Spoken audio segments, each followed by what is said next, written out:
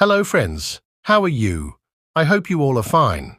Welcome all of you to our YouTube channel English Story 26. Friends, today we have brought a very interesting moral story, so let's listen and enjoy. Chapter 1. Humanity. Father and son went to a temple. Suddenly son shouted after seeing the pillars of lions at the entrance of the temple. "Run, Dad, or those lions will eat us." Dad consoled him, saying, "They are just statues and won't harm us." Son replied, "If those lion statues won't harm us, then how could statues of God give us blessings?" The father wrote in his diary, "I am still speechless on my child's answer and have started searching for God in humans instead of statues. I didn't find God, but I found humanity." Chapter 2. Infinity Kiss.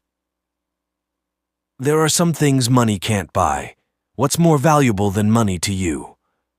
I worked 2 jobs, was raising my 6-year-old alone, and each week worried if I would make ends meet.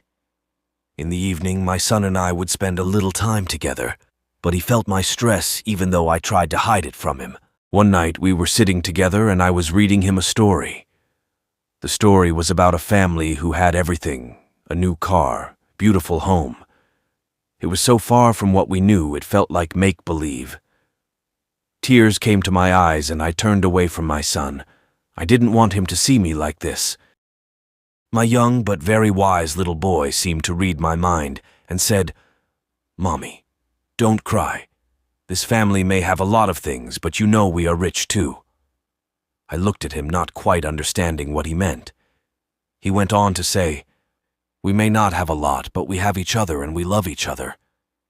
Money can't buy that." I smiled and said, "Let me give you an infinity kiss." I kissed his cheek for a long time. This kiss will last forever and ever and ever. Chapter 3. Last Journey. The cab driver picked up his passenger in the dead of the night. An elderly woman stood outside the building with a suitcase. He smiled at her as walked her to the car and carried her case into the trunk of the cab. As they settled into drive, he asked her where she wanted to go.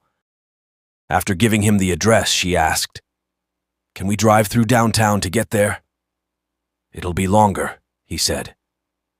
The woman smiled. "I don't mind. I'm going to the hospice tonight." The cab driver looked in the rearview mirror. Her eyes were glistening. "I don't have any family left," she continued. "The doctor says I don't have very long." He quietly reached over and shut off the meter. They drove for 2 hours with the woman showing the cab driver various buildings where she grew up, where she worked, where she met her husband. As the sun started rising, they stopped outside the hospice where 2 orderlies greeted them. The cab driver carried her suitcase to her and she was already seated in a wheelchair to be taken in. "How much do I owe you?" she said. The cab driver said, "Nothing at all. You have to make a living." She answered. "Oh, there are other passengers," he responded.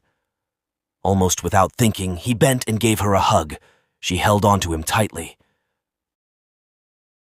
Their hug ended with her remark, "You gave an old woman a little moment of joy." After a slight pause, she added, "Thank you. We never get to know the stories of the people we meet. A little kindness and love is all that is needed to make a difference in the world." Don't forget to subscribe to our channel to get more such moral stories.